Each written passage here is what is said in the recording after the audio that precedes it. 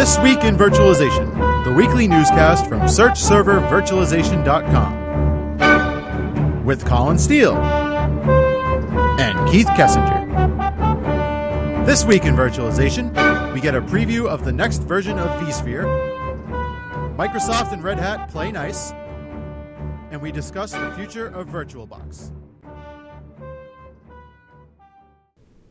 Welcome to the February 26th edition of This Week in Virtualization. I'm site editor Colin Steele. And I'm assistant editor Keith Kessinger. In our top story, we're learning a lot about the next version of VMware vSphere.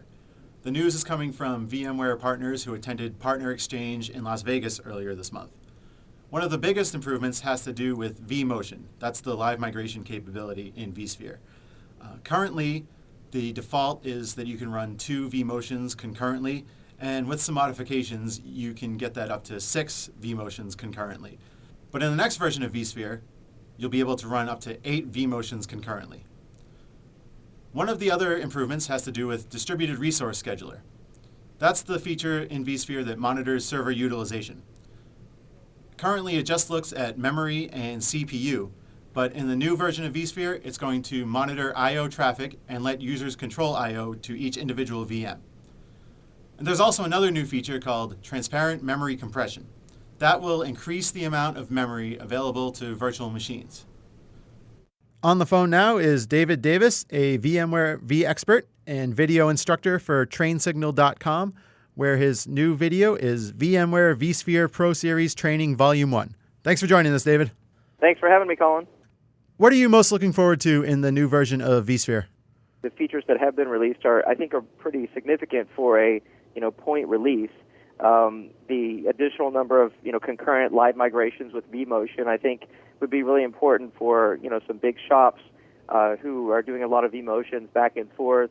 The I/O resource management that's going to be added to a distributed resource scheduler, or DRS, I think is going to make a big difference, especially for applications that have been virtualized that use a lot of I/O. I'm thinking about maybe database applications, or maybe there's some poorly written older applications that pull up huge amounts of data, perhaps unneedingly, or something that could be throttled down with I/O resource management.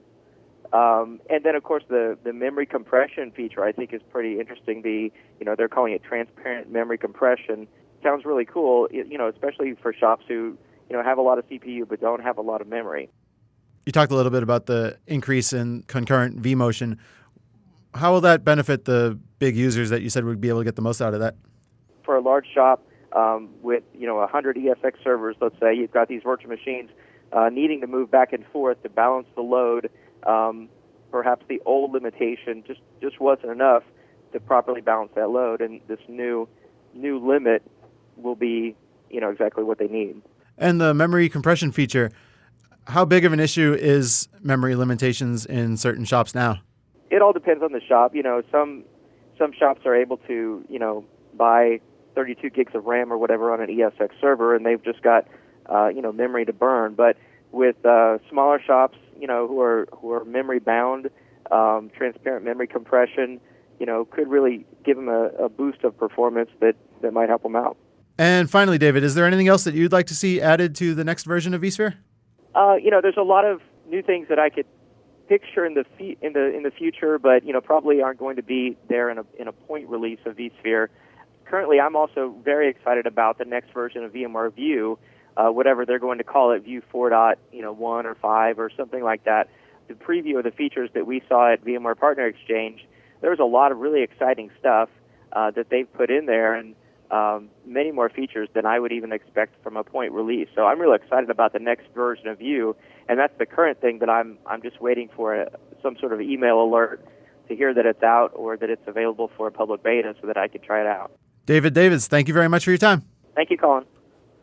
We also had some news from Microsoft and Red Hat this week.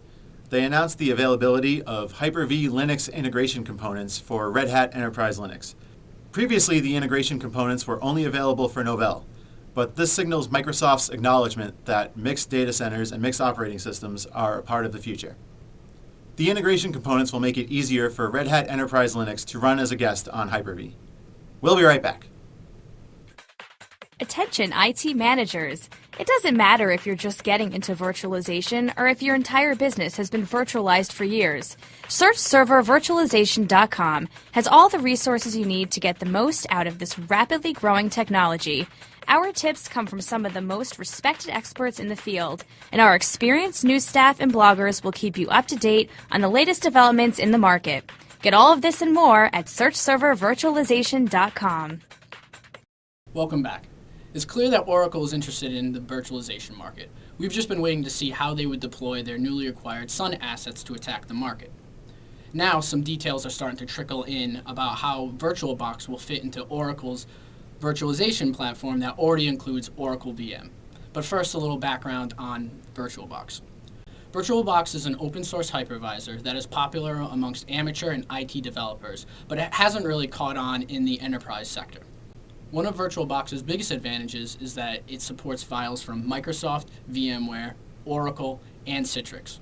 Another advantage is that it has a small installation footprint, so you could conceivably use it to test and develop applications on a PC rather than a server.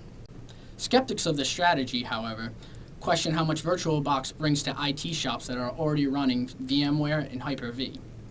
In other news, Novell and Citrix has just announced that Novell SUSE Linux Enterprise Server has just been certified as a perfect guest for Citrix Zen Server, meaning optimized support and performance for existing customers. Citrix will also work with Novell so that Citrix solution advisors can use Platespin Recon to accelerate server consolidation and virtualization projects. And that's all the time we have for today. I'm Keith Kessinger. And I'm Colin Steele. Thanks for tuning in to This Week in Virtualization.